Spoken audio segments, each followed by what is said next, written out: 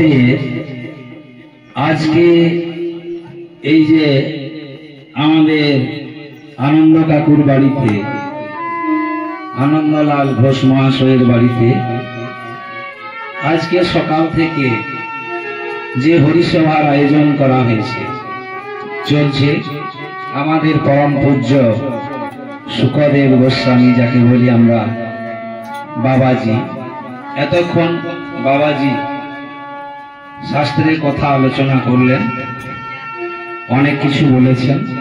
গুরু কি জিনিস, আজকে 1 বছর হলো, 1 বছর হতে গেল আমাদের এই আনন্দ কাকু আজকের এই দিনটার জন্য অপেক্ষা করেছিলেন, কিন্তু আজ পর্যন্ত সেই অনুষ্ঠান হতে পারেনি। হয় আমরা থাকি না, না হয় বাবাজিকে পাওয়া যায় না, এইসব কারণে অনেক দেরি হয়ে গেছে। যাই হোক, আজকে সেই পূর্ণ লগ্ন, বড় সুন্দর মাস, দামোদর মাস। এই দামোদর মাসটি হচ্ছে অতি পবিত্র মাস। ভগবানের 12টি মাসই ভগবানের সৃষ্টি, কিন্তু তার মধ্যে বৈশাখ মাস, মাঘ মাস এবং এই কার্তিক মাস হচ্ছে ভগবানের সবচেয়ে প্রিয় মাস। এই 3টি মাসের মধ্যে আবার এই কার্তিক মাস সবচেয়ে প্রিয়, কারণ এই মাসটাকে বলা হয় দামোদর মাস। এই মাসে ভগবান শ্রীকৃষ্ণকে মাতা যশোমতী কি করেছিলেন? দাম মানে উদর, আর উদর দাম মানে হচ্ছে দড়ি, আর উদর মানে হলো পেট, বাঁধতে চেয়েছিলেন ভগবান শ্রীকৃষ্ণকে তার মা যশোমতী। আর এইটি হলো নিয়ম সেবার মাস। এই মাসটি হলো নিয়ম সেবার মাস। বৈষ্ণবদের কাছে এবং পরম ভক্তমণ্ডলীর কাছে, যারা অবিরাম ভগবানের নাম গুণগান করেন, তাদের কাছে এই মাসটি বড় পবিত্র মাস। কেন না, যদি নিয়ম সেবায় কোনো কিছু ত্রুটি থেকে থাকে, তাহলে রাত দিন পরিশ্রম করে করে, মালা জপ করে করে এইটাই তারা সমাপ্ত করেন এই মাসটাতে। তাই এটি বড় পবিত্র মাস। এই মাসে শুভ লগ্নে আজকে আমরা সমবেত একত্রিত হয়েছি এই মহান হরিবাসরে, কিছু হরিকথা শ্রবণ করার জন্য। তো মাস্টার কাকু বলেছিলেন ছোট্ট করে একটা লীলা। তাই যেহেতু আজকে গুরু বন্দনা হলো, আমাদের পরম আরাধ্য গুরুদেব বলিয়া বাবার চরণে আমরা নিজেকে আত্মসমর্পণ করলাম, অনেক কথা শুনলাম। তো এই যে গুরু বাবাজি বলে গেলেন যে গুরু দিবসটা কি, কেন আমরা গুরু ধরতে হয় আমাদের? আমরা তো সামান্য মানুষ বাবা, আমরা তো সামান্য মানুষ। না আছে আমাদের জ্ঞান, না আছে আমাদের ভক্তি, না আমাদের আছে সেই ধরনের ভগবানের প্রতি শ্রদ্ধা, আমাদের কিছুই নেই। তো জগৎপতি শ্রীকৃষ্ণ, জগৎপতি শ্রীকৃষ্ণ, যিনি সমস্ত বিশ্ব ব্রহ্মাণ্ডের মালিক, যার ইচ্ছা ছাড়া একটা গাছের পাতাও নড়ে না, গাছের পাতাও নড়ে না, সেই জগৎপতি ভগবান শ্রীকৃষ্ণের গুরু ধরার কি দরকার ছিল? আমরা তো অনেকে বলি বিভিন্ন জায়গায় তো আমরা যাই, আমরা শুনি, তো দূরে গুরু ধরে কি লাভ বাবা? কে সকাল সন্ধ্যা যাবে, এই নিয়ম করতে হবে, ভগবানের সেবা করতে হবে, পুজো দিতে হবে, কিন্তু এই যে সৎসঙ্গ কি জিনিস, সৎসঙ্গে এলে কি হয়, আর হরিকথা শুনলে কি হয়, এগুলো যারা ভক্ত গোছের মানুষ তারা কিন্তু জিনিসগুলো জানে। ফলে বহু দূর দূর থেকে হরিবাসরে তারা ছুটে আসেন হরিকথা শ্রবণ করার জন্য। এই যে অশোকবাবু এসছেন বহাড়াউড়া থেকে, আশ্রমে বেশিরভাগ সময়টা থাকেন। আমরা যে কোনো দিন যাই দেখি আশ্রমে বেশিরভাগ সময় তিনি থাকেন এবং ভগবানের সেবায় নিজেকে নিয়োজিত করেছেন। আচ্ছা, তার দিনটা এমনি যাবে বাবা? ভগবান নিশ্চয়ই তাকে একদিন না একদিন করুণা করবেন। তো এই ধরনের সুযোগ সুবিধা সব দিন আসে না মানুষের জীবনে। তাই ধাপে ধাপে আমি যে লীলাটি করব বেশি বিস্তারিত করব না, কারণ মাস্টার কাকু বলে দিয়েছেন 1-1.5 ঘন্টার মধ্যে শেষ করতে হবে। বিস্তারিত আলোচনায় যাব না, শুধু প্রসাদ হওয়ার অপেক্ষায় এই 1-1.5 ঘন্টার মধ্যে শেষ করব। তবে এই 1.5 ঘন্টা আপনারা সবকিছু ভুলে আমি অনুরোধ করব, আমি আপনাদের গ্রামের ছেলে, আপনাদের ঘরের ছেলে, তবুও আমি অনুরোধ করব যারা এসছেন দয়া করে হরিবাসরে ভগবানের জন্য আপনারা 1.5-2 ঘন্টা সময় দেবেন। এবং শুনতে শুনতে এমন একটা জায়গায় আপনাদের মনগুলো চলে যাবে, আপনারা সেবার কথা ভুলে যাবেন, বাড়ি যাওয়ার কথা ভুলে যাবেন। শুরু করব কি না, ভগবান শ্রীকৃষ্ণের গুরু দক্ষিণা। তাহলে আজকে যে লীলাটি করব, লীলাটি হচ্ছে ভগবান শ্রীকৃষ্ণের গুরু দক্ষিণা। তাহলে বন্দনা হয়েছে, আমরা বাবাজিকে অনেকটা সঙ্গ দিয়েছি, চলুন ভগবান শ্রীকৃষ্ণের গুরু দক্ষিণা লীলা শুনব।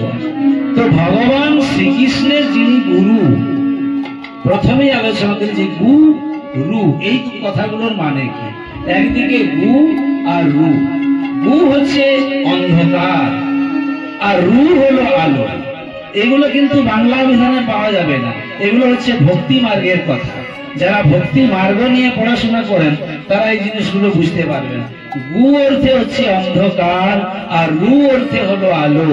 যিনি যে পরম ব্যক্তি তার ভক্তকে অন্ধকার জগৎ থেকে আলোর জগতে নিয়ে আসেন, তিনি হলেন গুরু। নিতাই হরি হরি হরি হরি হরি গৌরে লোরে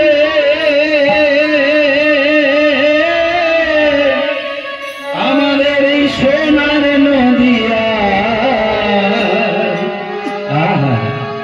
আমাদের এই সোনার নদিয়ায় গৌর এলেন। গৌর এসেছেন, জগন্নাথ মহাপ্রভু রয়েছেন, আমাদের গুরুদেব রয়েছেন। তাহলে এই সোনার নদিয়ায়, এই নব বৃন্দাবনে, এখন আর আনন্দ বাবুর বাড়ি নয়, আনন্দ কাকুর বাড়ি নয়, এ হচ্ছে নব বৃন্দাবন ধাম।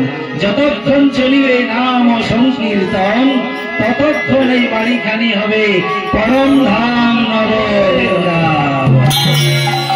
তাহলে নব বৃন্দাবনে গৌর এসেছেন, আমরাও গৌরকে এখানে একটু নিয়ে আসবো। তাই পরকর্তা কলম দিলেন, গৌরে লোরে আমাদের সোনার নদিয়া, উলুধ্বনি হরির ধ্বনি শব্দ শোনা যায় আমাদের গৌরে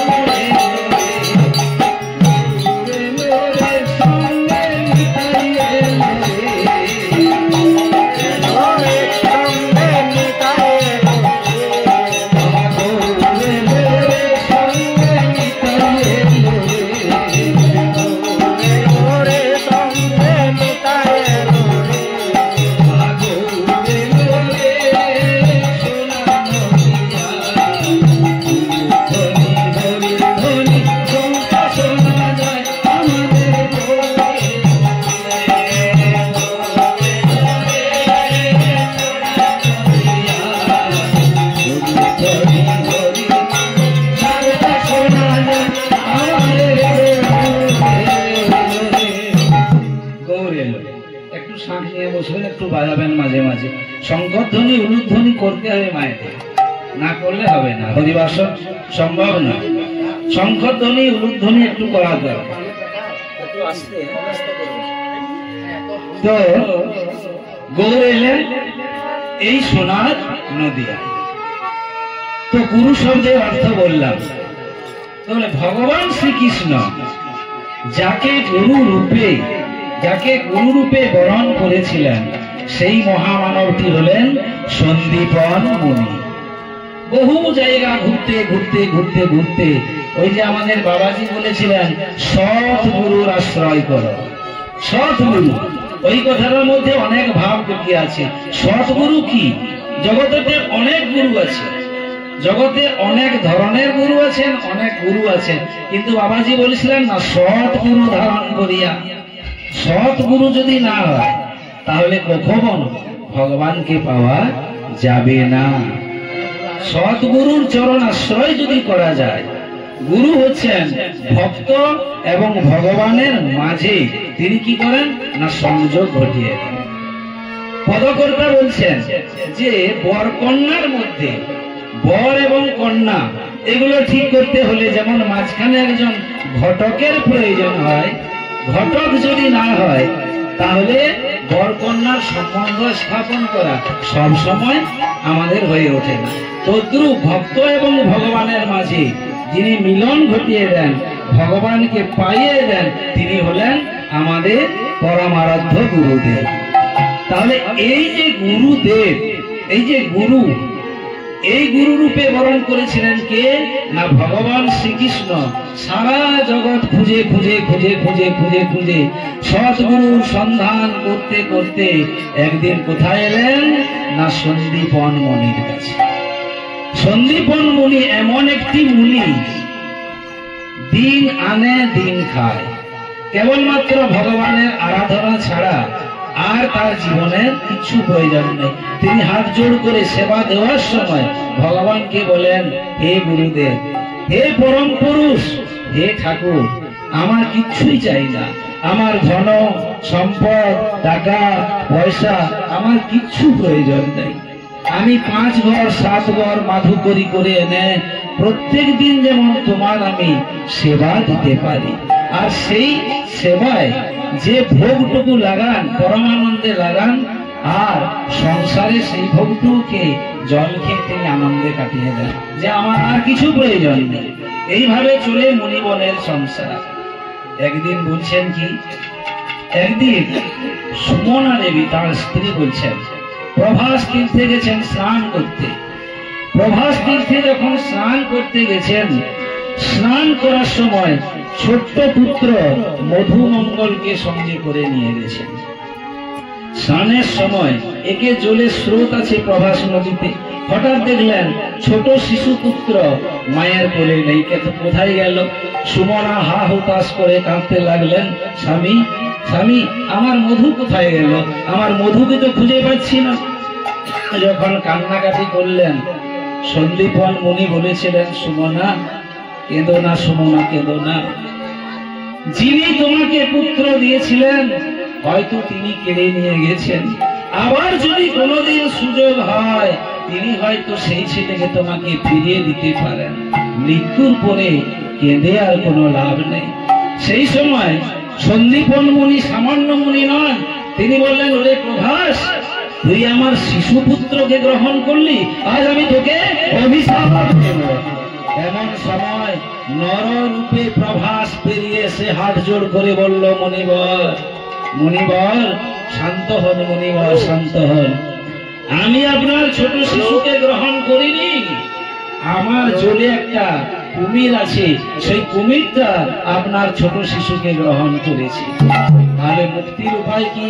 অভিশাপ তো আমি দিয়ে ফেলেছি যে একদিন তোমার জলে, এই যে প্রভাস, তোর এই জল এত পবিত্র থাকবে না, এই জলে একদিন সেগাল কুকুরে প্রস্রাব করবে। বলুন বলুন মুনিবর, আমার মুক্তির উপায় কি? মুনিবর বলেছিলেন যে একদিন ভগবান শ্রীকৃষ্ণ এই প্রভাসের তীরে যজ্ঞ করবে, দানব্রত যজ্ঞ বা প্রভাস যজ্ঞ। সেই প্রভাস যজ্ঞে যেদিন সমাপন হবে, তোমার এই জল হবে অতি পবিত্র, গঙ্গার মতো পবিত্র। এতদিন তোমাকে অপেক্ষা করতে হবে। সেই মুনিবরকে খুঁজে খুঁজে চলেছেন কে না জগৎপতি গোবিন্দ। কাকে সঙ্গে নিয়ে না দাদা বলরামকে সঙ্গে নিয়ে।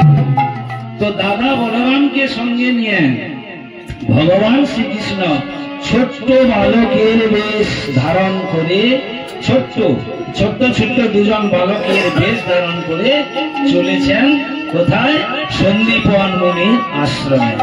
আর তালি দিয়ে দিয়ে গাইছেন কি না, জয় গুরু জয় গুরু, জয় গুরু জয় জয়, জয় গুরু জয় গুরু, জয় জয় গুরু জয়।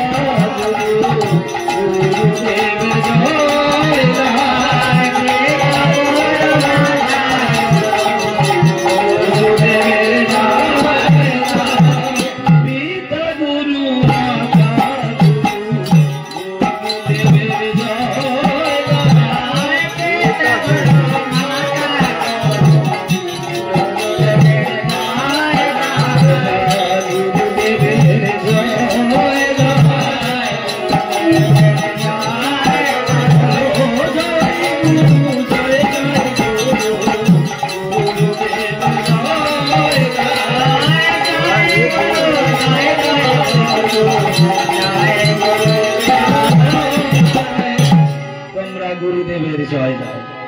জয় দিতে দিতে দিতে দিতে দুটি ভাই ভগবান শ্রীকৃষ্ণ এবং দাদা বলরাম গুটি গুটি পায়ে আস্তে আস্তে সন্দীপন মুনির আশ্রমে এসে পৌঁছে গেলেন।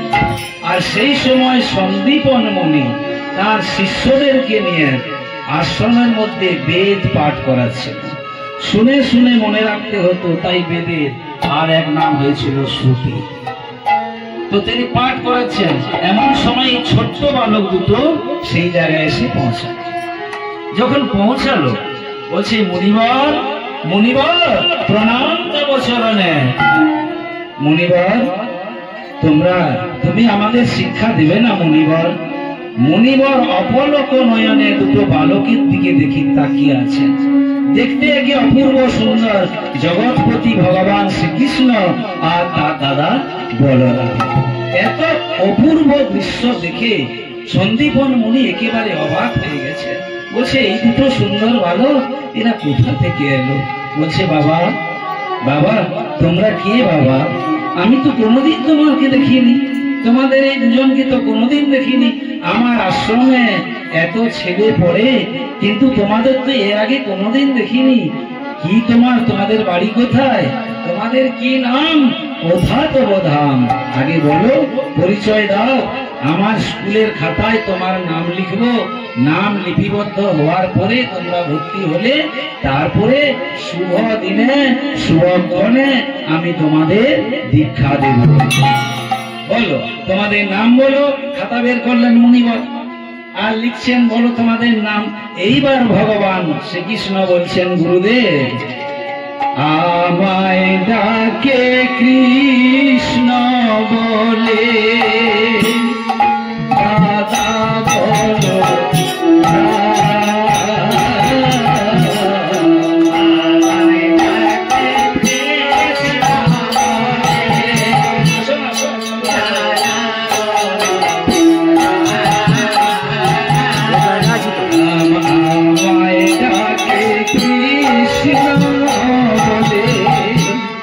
দাদা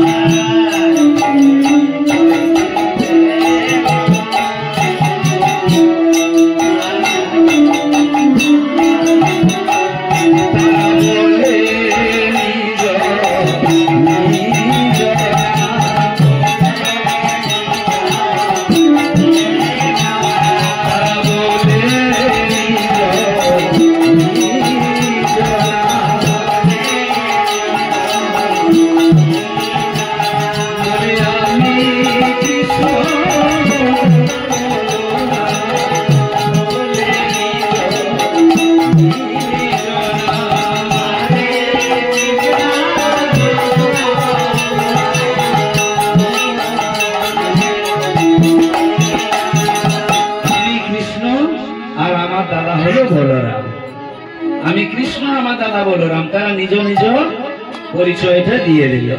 পরিচয় পেয়ে সন্দীপন মুনি মনে মনে ভাবলেন, এ কি সেই কৃষ্ণ? এ কোন কৃষ্ণ? এ কে বলরাম? যে কৃষ্ণের জন্য, যে বলরামের জন্য আমি হাহুতাশ করে এত দিন ধরে প্রার্থনা করি, হে গোবিন্দ, হে দয়াময়, একবার তুমি দেখা দাও, এ কি সেই কৃষ্ণ? যে কৃষ্ণ বৃন্দাবনে নবলক্ষ ভেদু চরায়, যে কৃষ্ণ রাধা রানীর প্রাণের ধন, যে কৃষ্ণ রাধা রানীর প্রাণ, এ কি সেই কৃষ্ণ? সন্দীপন মুনি ভাবছেন, এ কি সেই কৃষ্ণ? যে কৃষ্ণ বৃন্দাবনে নবলক্ষ ধেনু চড়ায়, যে কৃষ্ণ শ্রীমতী রাধা রানীর প্রাণের ধন, যে কৃষ্ণ সখাদের প্রাণধন, এ কি সেই কৃষ্ণ? এ কি সেই বলরাম? যদি সেই কৃষ্ণ হবে, সেই বলরাম হবে, তাহলে আমি একে কি শিক্ষা দেব? ও তো জগৎপতি, ও তো সারা জগতের প্রতি, বিশ্ব ব্রহ্মাণ্ডের মালিক। আমি তাকে কি শিক্ষা দেব? দেখলেন, যার শিক্ষা তাকে দিয়ে আমি কি হব না জগৎপতি ভগবান ভাবলেন, যার দীক্ষা তাকে দিয়ে আমি হয়ে যাব জগৎপতি গোবিন্দের দীক্ষা গুরু। তাহলে আমাদের পিতা মাতা, এই যে কিছুক্ষণ আগে বাবাজি বলছিলেন, আমাদের পিতা মাতা হলেন মূল গুরু। সারা জগতে যত গুরু আছেন, এক নাম্বার গুরু হলেন পিতা এবং মাতা, কারণ ওইখান থেকে আমরা জন্ম নিয়েছি। তাই শাস্ত্রকার বললেন, জনক প্রথম পিতা জন্ম যাহা করিতে, জনক প্রথম পিতা জন্ম যাহা, জনক প্রথম পিতা জন্ম যাহা করিতে,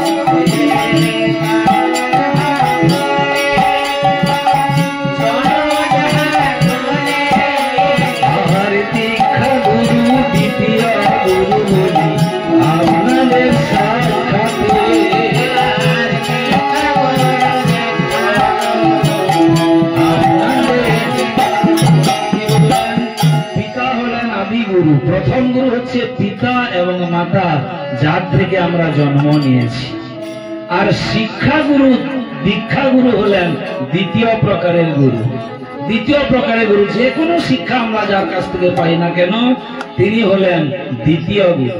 আর তৃতীয় গুরুকে এই বিশ্ব ব্রহ্মাণ্ডের মালিক জগৎপতি ভগবান শ্রীকৃষ্ণ। নিতাই গৌর হরি হরি হরি হরি। তাহলে এমন সময়ে এই যে যখন পৌঁছালেন, নাম ধাম লেখা হলো, সন্দীপন মুনি মনের আনন্দে ওই যে পুত্র মধুমঙ্গলকে হারিয়েছিলেন, তার স্ত্রী সুমনা আজও কাঁদতে থাকেন, আমার পুত্র অপুত্র কই, পুত্র কই বলে কাঁদতে থাকেন। বললেন, সুমনা, সুমনা ব্রাহ্মণী, ছুটে এসো, সুমনা ছুটে আসো, একটা পুত্রকে হারিয়ে তুমি পাগলের নাই, উন্মাদের নাই হা হুতাশ করে কাঁদতে থাকো। দেখবে এসো, আজ একটা নয়, আজ তোমার আশ্রমে দুটি পুত্র এসেছে। এসো সুমনা, এসো, দেখবে এসো। এমন সময় সুমনা অন্তপুরে কয়েকজন সখীদেরকে নিয়ে, পরিচারিকা নিয়ে ভোরের কাজ করছিলেন।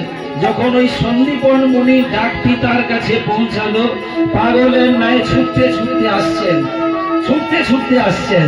কেমন ভাবে আসছেন, আমার পদকর্তা কি বলছেন দেখুন। পুত্র বিরোহিণী মুনির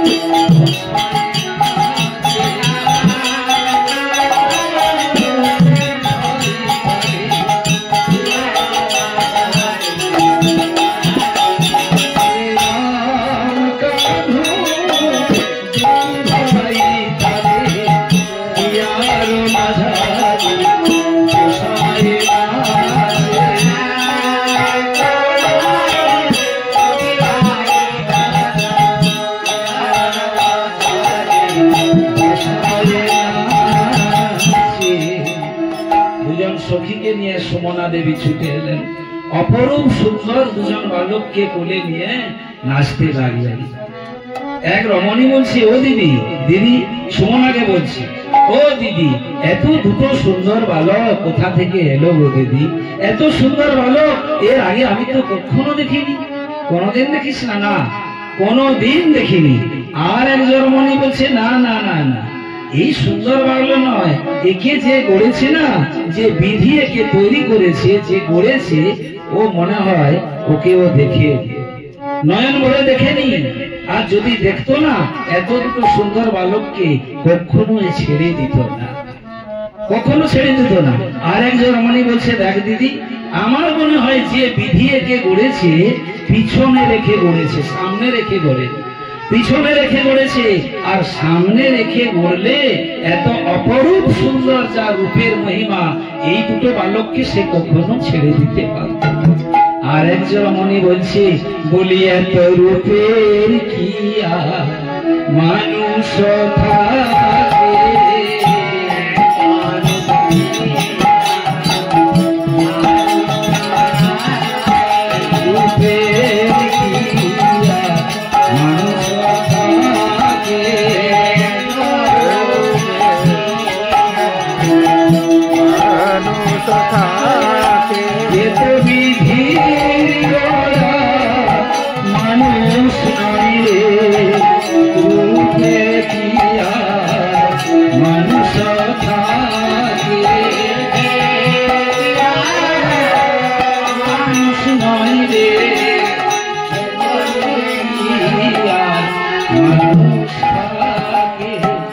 এত রূপের কি আর মানুষ থাকে?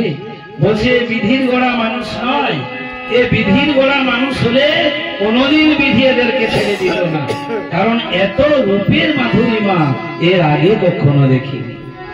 তখন সন্দীপন মণি বলছেন, সুমনা, তুমি একটা ছেলের জন্য কেঁদেছিলে, আমাকে বলেছিলে না স্বামী আমার মধুমঙ্গল কোথায় গেল? এই দেখো ভগবানের আশীর্বাদে, তার করুণায় আজ তুমি দুটি ছেলেকে পুত্র রূপে পেলে। নিয়ে যাও সুমনা, নিয়ে যাও অন্তঃপুরে, নিয়ে যাও, এদেরকে স্নান করিয়ে এদের চন্দ্রবদনে কিছু আহার তুলে দাও। শুভ দিনে শুভক্ষণে আমি এদের হাতে খড়ি দেব। নিয়ে গেলেন সুমনা, স্নান করিয়ে দিলেন। ছোট্ট বালক দুটিকে কোলে বসিয়ে কত আদর সেবা যত্ন করলেন, আদর যত্ন করলেন, খাইয়ে দিলেন। এইবার ভগবান শ্রীকৃষ্ণ বলছেন, মা, মা, গুরুদেব কি আমাদের দীক্ষা দেবেন না মা? সুমনা বলছেন, দেবেন বাবা, দেবেন। শুভ দিনে শুভক্ষণে গুরুদেব তোমার হাতে খড়ি দেবেন। এমন সময় সন্দীপন মুনি সেই জায়গায় এসেছেন। বলছেন, আজকে সেই শুভ দিন, সেই শুভ সময়, এই শুভ দিনে আজকে তোমাদের দুই ভাইয়ের হাতে আমি খড়ি দেব। এই যে খড়ি দেওয়ার কথাটা, এটা কিন্তু আপনারা জানেন, ছোট ছোট বাচ্চাদের যখন আমরা স্কুলে প্রথম ভর্তি করাই, ওই অ আ ক খ শেখার আগে আমরা ওই সরস্বতী পুজোর সময়ে ব্রাহ্মণ ঠাকুরকে দিয়ে হাতে খড়ি ছুঁয়ে দিই লেখার আগে। তাহলে খড়ি দেবেন, কেমন ভাবে খড়ি দিচ্ছেন? দুজন বালককে দুটো আসন পেতে দিলেন, দুটো আসন পেতে দিয়ে দুজনকে বসতে দিলেন। বসতে দিয়ে সামনাসামনি বসে সন্দীপন মুনি খড়ি দিচ্ছেন। আর হরির হাতে খড়ি দিল, হরির হাতে, হরির হাতে খড়ি দিল, আর হরির হাতে খড়ি দিল।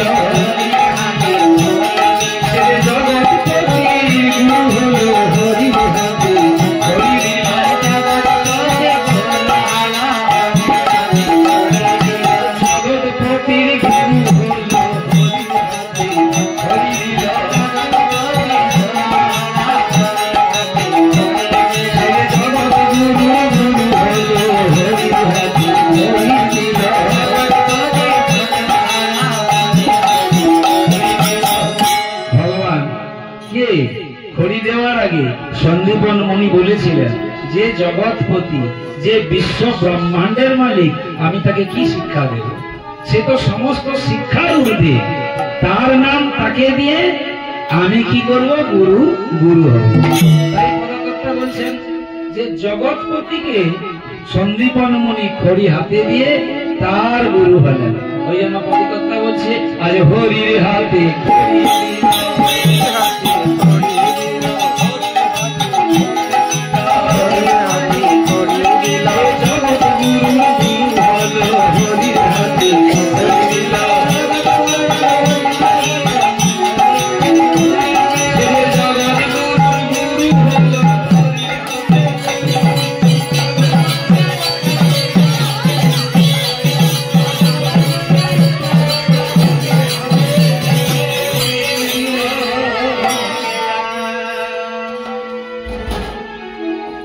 জগৎ গুরু গুরু হলো, হরির হাতে খড়ি দিল।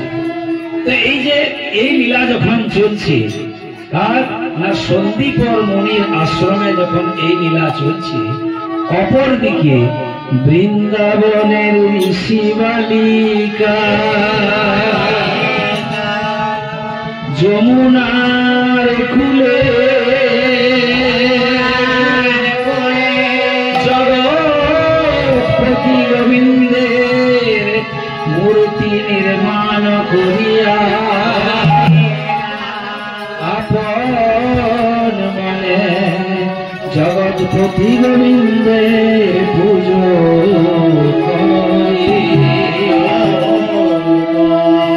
যখন আশ্রমে এই লীলা চলছে, অপরদিকে বৃন্দাবনের ঋষি বালিকা তারা কি করেছে? পিতৃকুল শ্বশুরকুল দুই কুলে কালি মেখে তারা কি করেছে? যমুনার ধারে এসে আপন মনে গোবিন্দের মূর্তি স্থাপন করে গোবিন্দের পুজো দিচ্ছে, গোবিন্দের পুজো দিচ্ছে, গোবিন্দকে পুজো দিচ্ছে। আর বলছে, হে জগৎপতি, হে ভগবান কৃষ্ণ, আমরা তো কোনোদিন তোমাকে দেখিনি, তুমি এসো ঠাকুর, তুমি একবার আমাদের দেখা দাও। আমরা পিতৃকুল শ্বশুরকুল দুই কুলের মুখে কালি দিয়ে আমরা ভোরবেলা রাত্রের বেলা বেরিয়ে আসি তোমাদেরকে সেবা দেওয়ার জন্য, পুজো দেওয়ার জন্য। একবার দেখা দাও গোবিন্দ, একবার দেখা দাও। মঙ্গলময় তুমি শ্রীমধুসূদন, কবে তুমি আসবে মহিনী বৃন্দাবনে আধার গগনে, কবে তুমি শিখা জ্বালবে। মঙ্গলময় তুমি। একটু অসুবিধা হয়ে গেছে বাবা, কিছু মনে করবেন না। এমন একটা সময় চলছে, এই যে সময়টা ধান কাটার মরশুম, মাখন ভাই আসতে পারেনি, আজকে হঠাৎ বললো যে তার ধান কাটা হচ্ছে, জমিনে নাকি মেশিন এসছে, কিছু করার উপায় নেই। এদিকে আমি কথা দিয়ে বসেছি যে হ্যাঁ হরিবাসরে একটু ঠাকুরের গুণগান করবো, আসেনি, ফলে একটু কষ্ট করে আপনাদের শুনতে হবে, কারণ প্রকৃত শিল্পী না হলে যা অবস্থা হয়। আমার আছে অমল ভাই আছে, মাখন কাকু আছেন, যতটুকু পারবেন, কিন্তু সে তো ম্যান ছিল। যাই হোক, একটু কষ্ট করে শ্রবণ করুন। তো এই অবস্থা, তো এইদিকে যখন এই সব লীলা চলছে, এমন সময় সন্দীপন মুনির আশ্রমে কিন্তু কৃষ্ণ এবং বলরাম বিদ্যা শিক্ষায় রত, আর এরা পুজো করছে, এরা পুজো করছে। প্রত্যেক দিন অন্ধকার থেকে বেরিয়ে আসে। ওই যে আগের যুগে মেয়েরা করতো, এখন তো করে না। ছোটবেলায় আমরা দেখেছি ওই কার্তিক মাসে স্নান করে ভোরবেলায় কোন একটা গাছের নিচে বেদি সাজিয়ে কত সুন্দর করে লিখতো, নানা রকম রং নিয়ে লিখতো, আমরা দেখেছি। ভাই বোনেরা আঁকতো, করতো, আমরা বলতাম এগুলো কি। বর্তমান তো সেগুলো আর কেউ করে না। সেরকম নদীর ধারে পুজো দিয়ে তারা কি করছে? ভগবানকে ডাকছে। গিরিধারী আর কত আড়ালে আড়ালে রবে, আড়ালে আড়ালে রবে।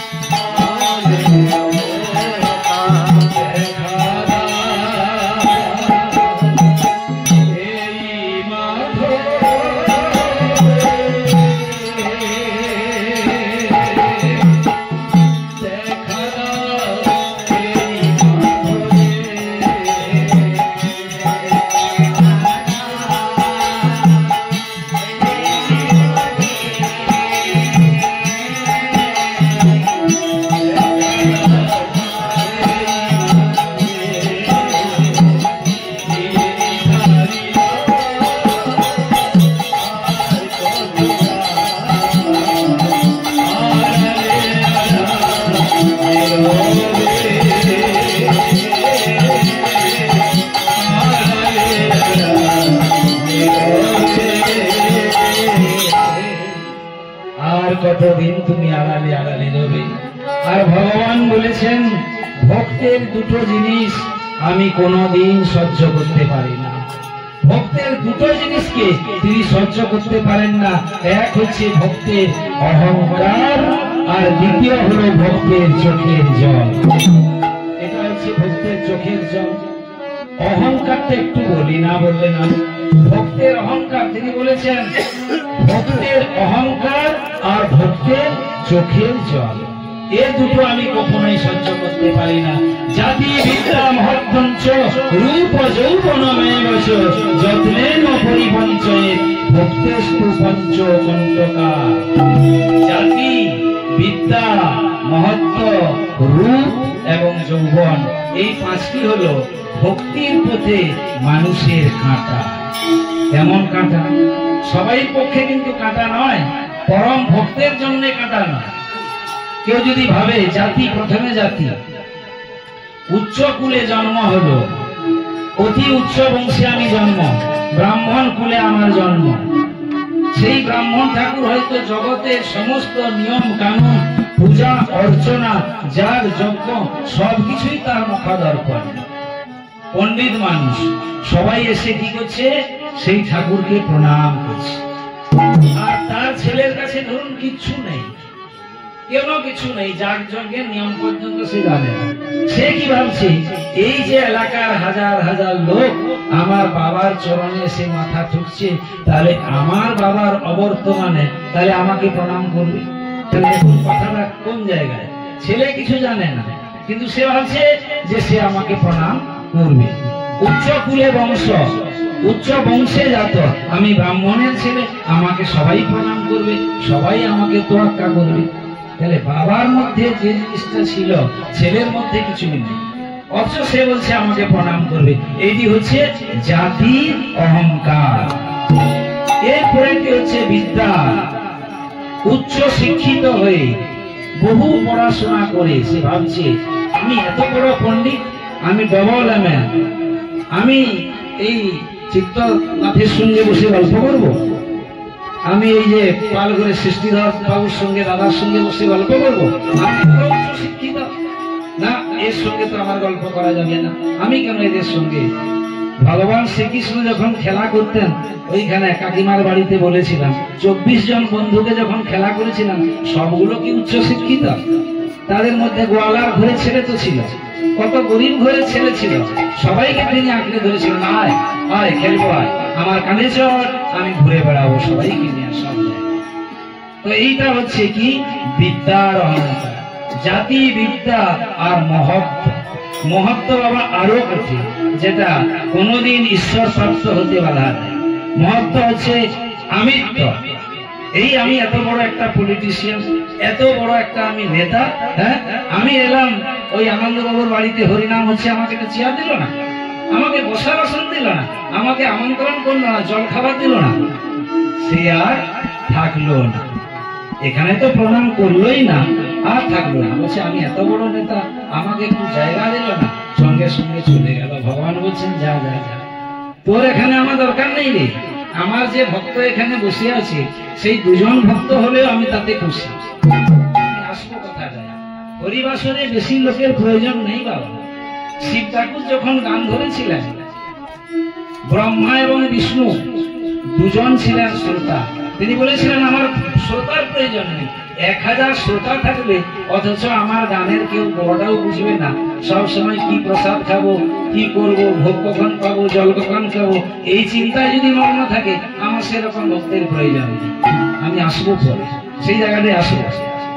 তো এটি হচ্ছে জাতি বিদ্যা মহত্ব, রূপ এবং যৌবন।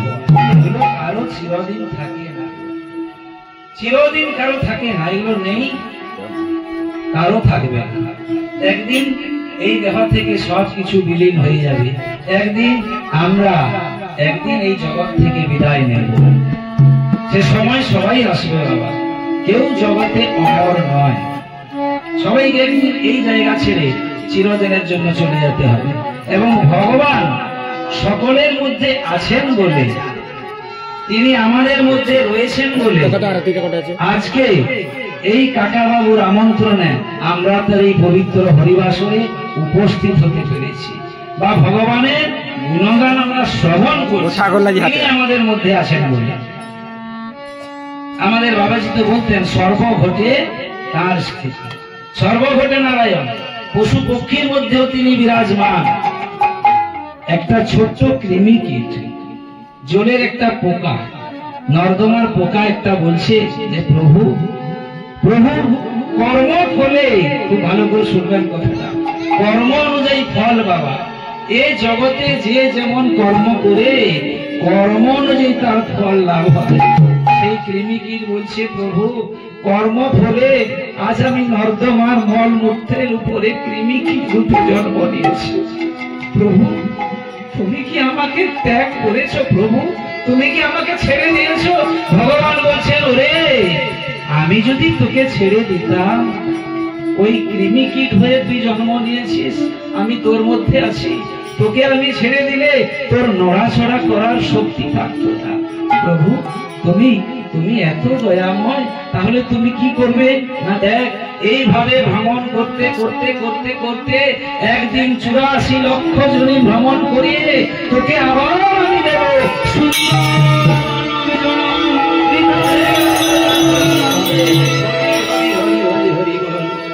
বলছেন সুন্দর মানব জন্ম তোকে দান করবো। যে জায়গাটায় ছিলাম এইগুলো হচ্ছে ভক্তের কাঁটা, এগুলো মনের মধ্যে না থাকলে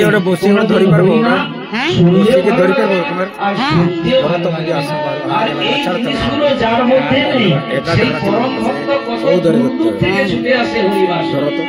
আমরা তো যাই, আমরা বিভিন্ন জায়গায় সকাল চলে যাই শুনছি, তো এগুলো শোনার দরকার আছে, জানার দরকার আছে। এইটা শুনতে শুনতে কি হয়, আমাদের বাবাজি যে কথাটা বলছিলেন, শুনতে শুনতে কি হয়, মন থেকে কাম, ক্রোধ, লোভ, মোহ, মাহ, মৎসর্য আস্তে আস্তে আস্তে আস্তে বিদায় নেয়। এই মনটা শুদ্ধ হয়, আত্মা পবিত্র হয়ে যায়।